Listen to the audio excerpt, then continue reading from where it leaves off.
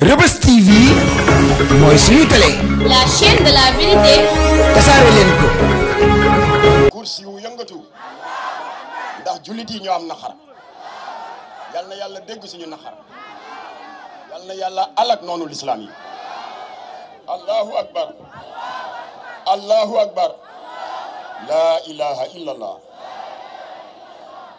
Conformément aux paroles d'Allah le Très-Haut qui dit exactement ceci: autorisation est donnée à ceux qui sont agressés de se défendre. Yàlla ko wax suratul Al-Hajj verset 39. Donc qu'on cesse de traiter le Hamas d'organisation terroriste. Les Palestiniens sont en position de légitime défense. Par devoir de soutien à nos frères opprimés de Palestine, nous les signataires de cette déclaration, c'est-à-dire l'Alliance nationale pour la cause palestinienne, nous émettons la déclaration suivante.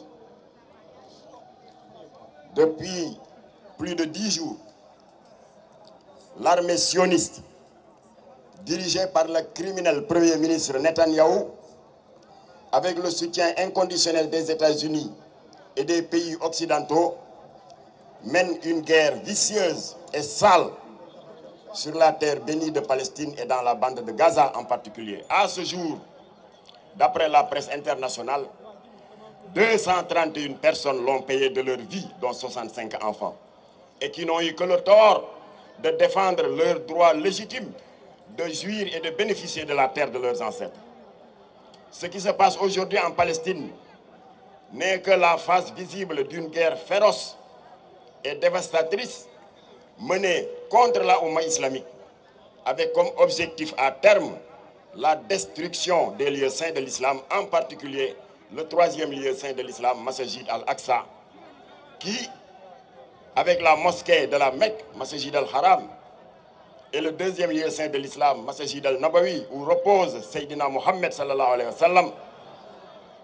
Alors ces 3 sites religieux sacrés empêchent Netanyahou de dormir, mais il n'y peut rien, parce que suñu borom a déjà posé les garanties dans suratul Isra, le voyage nocturne. Les médias internationaux tentent de faire croire aux musulmans que ce conflit qui est en cours depuis 73 ans en Palestine est un simple différend foncier. Toutefois, la vérité constante que nous devons comprendre est qu'il s'agit d'une extension des croisades dans le but d'effacer l'islam, de rayer l'islam de la carte du monde. Nous devons donc considérer ce qui se passe comme une question de foi qui ne concerne pas seulement les Palestiniens, mais plutôt l'ensemble de la Oumma islamique. Le devoir légitime, légal et moral exige que le monde entier, particulièrement les pays musulmans, soutiennent le peuple palestinien qui est soumis à un génocide atroce et abject contre ces meurtriers brutaux. Dès lors, nous condamnons l'attitude déshonorante de certains pays qui se précipitent pour soutenir le bourreau israélien en lui fournissant de l'argent, en lui fournissant des armes et en lui apportant un soutien politique dans les rencontres internationales consistant à justifier les crimes d'Israël contre l'humanité. Nous nous attendions que les dirigeants des pays musulmans, en premier lieu le président de la République, M. Macky Sall, nous nous attendions à ce qu'il assure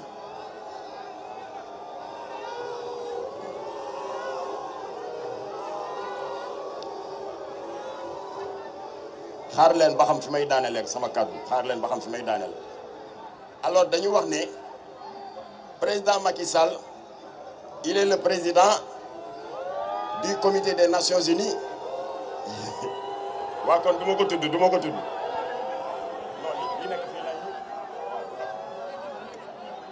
alors moom amul lu muy wax lu dul naan bàyyi leen xeex bi xeex amul.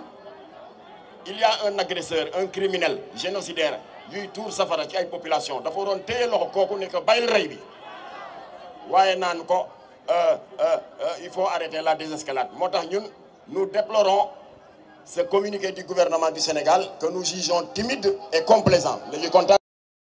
Reubeuss TV mooy suñu télé.